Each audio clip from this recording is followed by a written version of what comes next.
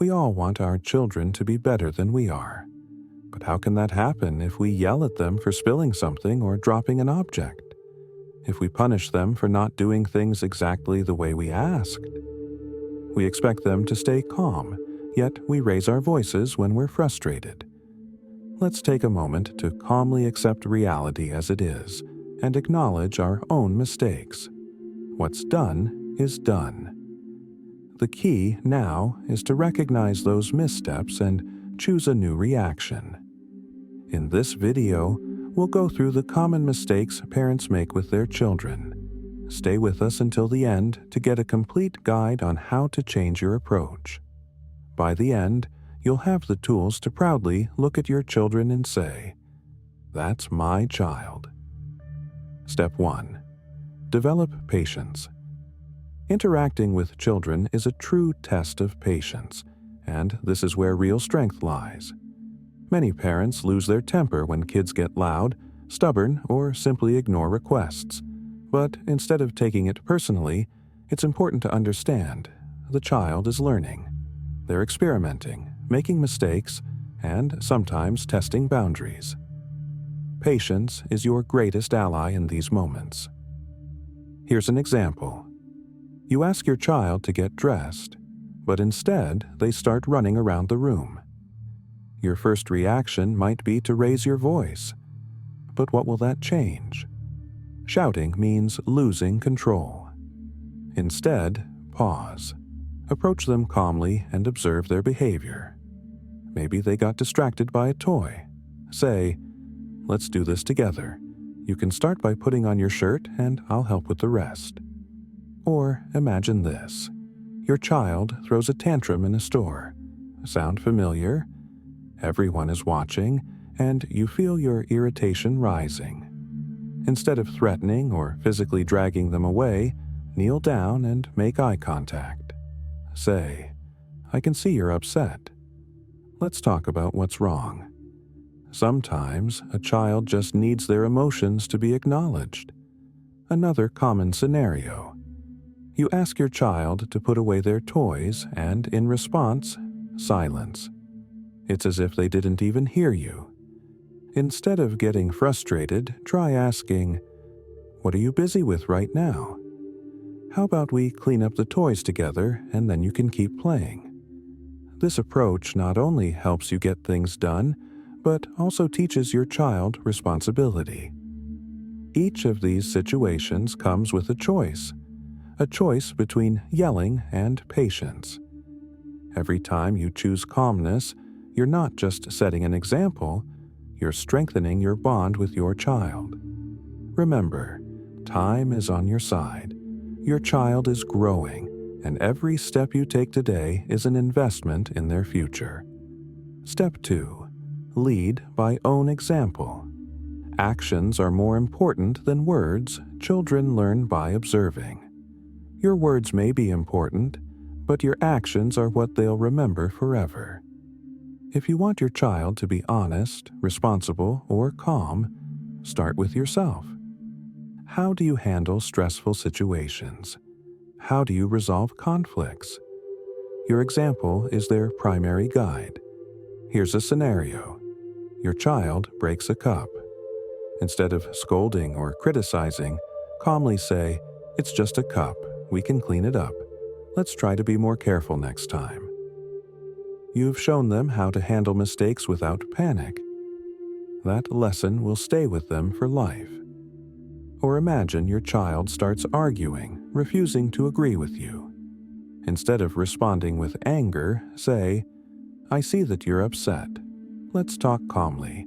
We'll find a solution faster that way." You're teaching them that dialogue works better than yelling. Another example. If you want your child to stop procrastinating, start with yourself. Instead of saying, "You need to do this now," show them how you tackle tasks. Say, "I'm going to clean up now so we'll have more time to relax later. Let's do it together." Every action you take is a lesson. Want your child to be honest. Don't lie, even in small things. Want them to respect others.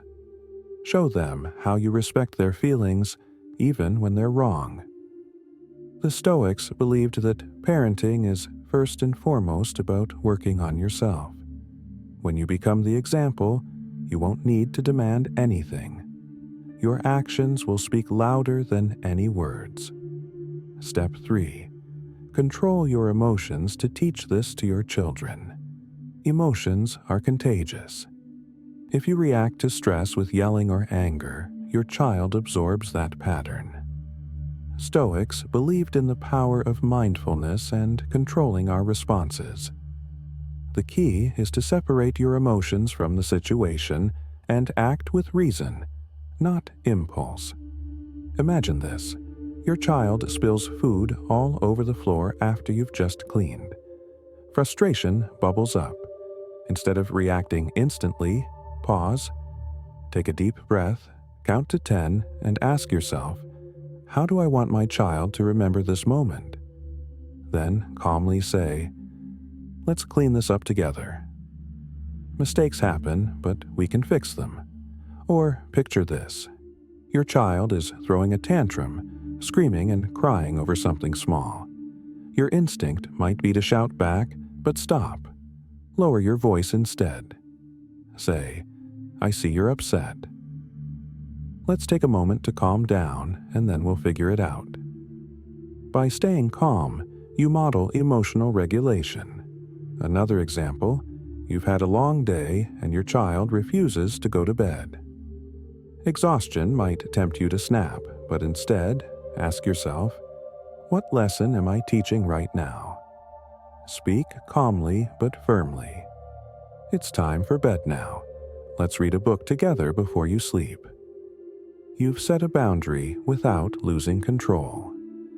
Every reaction is a teaching moment. When you show your child how to stay calm in challenging situations, you give them the tools to handle their own emotions. Remember, children mirror what they see. If you want them to learn patience and self-control, it starts with you. Be the steady presence they can rely on, even when emotions run high. Step 4. Listen with empathy. Stoicism teaches us to step into another person's shoes. For children, it's especially important to feel heard and understood. Empathy isn't a sign of weakness, it's a strength that builds trust and connection. Imagine this. Your child comes to you upset because a friend didn't want to play with them. Instead of brushing it off with, "That's not a big deal," pause and listen. Say, "I understand that must feel really hard. Let's talk about what happened and figure it out together." By acknowledging their emotions, you show them that their feelings matter. Or picture this. Your child is frustrated after struggling with a school assignment. Instead of jumping in with solutions, sit beside them and say, "I see this is tough for you. Let's take it one step at a time and work through it together." You're teaching them patience and perseverance by offering support without judgment. Another example. Your child is angry because they lost a game. Instead of dismissing their feelings with, "It's just a game," say, "I know losing can feel really frustrating. Let's talk about what you can do differently next time." You're helping them process disappointment and learn from it. Listening with empathy doesn't mean fixing every problem or agreeing with everything. It means giving your child space to express themselves and showing that you're there to understand, not just to correct. This teaches them that they're valued, no matter how small their struggles may seem to others. When children feel truly heard, they're more likely to trust you and grow into empathetic individuals themselves. Step 5. Accept imperfection. No child or parent is perfect. Stoics remind us that imperfection is a natural part of life. Mistakes aren't failures, they're opportunities for growth. Instead of punishing errors, focus on using them as lessons. Imagine this. Your child forgets their homework at school. Instead of scolding them, ask, What can you do to make sure this doesn't happen again?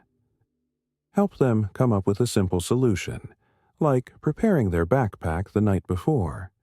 You're teaching responsibility without creating fear of failure. Or think of this.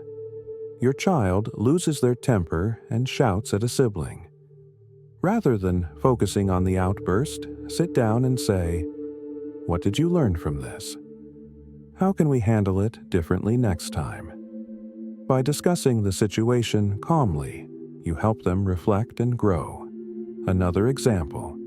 Your child tries to bake cookies but burns them. Instead of saying, "You should have been more careful," say, "Mistakes happen. Let's figure out what went wrong and try again." This shows them that errors are part of the process and nothing to be afraid of. Accepting imperfection doesn't mean ignoring mistakes. It means reframing them. When you focus on lessons instead of punishment, you create an environment where your child feels safe to try, fail, and improve. Remember, every misstep is a step forward when it's met with understanding and guidance. Through this approach, you not only teach resilience but also show them that growth comes from embracing imperfection. By applying these Stoic principles, you can build stronger, more harmonious relationships with your children and help them grow into confident and emotionally resilient individuals. Stoic parenting isn't about strict discipline. It's about the art of understanding, wisdom, and continuous self-improvement. Every choice you make, every moment of patience, empathy, and guidance shapes not only your child's future, but your own growth as a parent. Remember, raising children is not about perfection. It's about connection, learning, and leading by example. Through this, you not only raise better individuals, but also become a better version of yourself.